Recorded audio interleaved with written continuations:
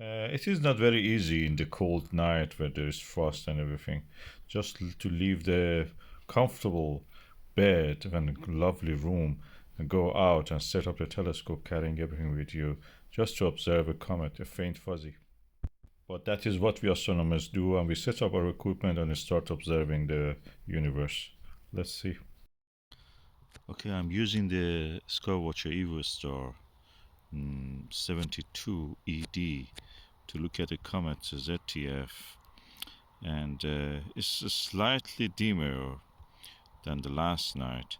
It's in the kids part of the constellation Aurigae, and I have used several eyepieces, including a Japanese style 0.96 inch 40mm eyepiece,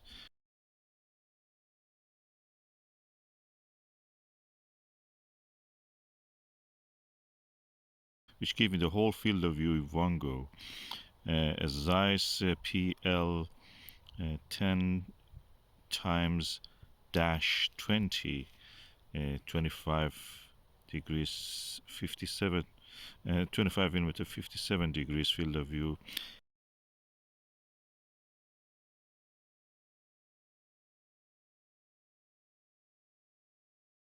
And a Panoptic, Televue Panoptic 24mm. Televue Panoptic gave me the widest view.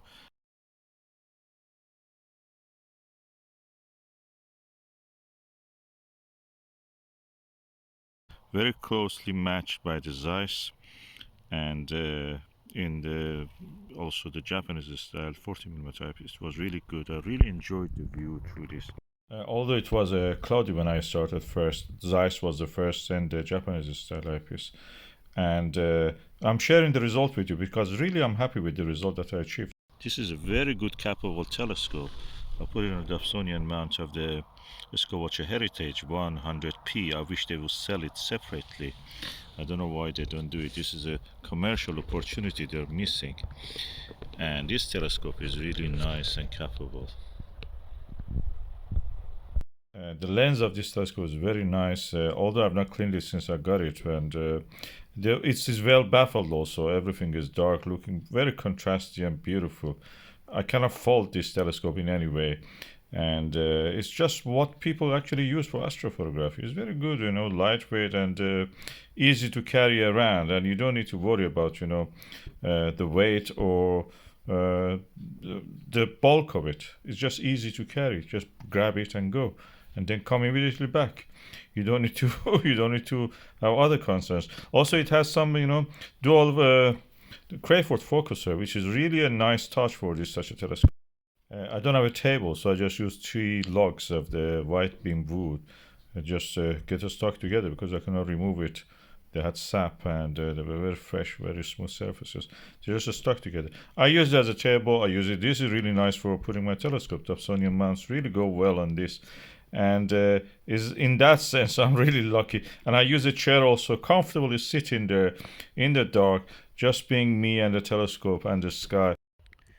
And I think you can see the crystals of ice on this surface of the log.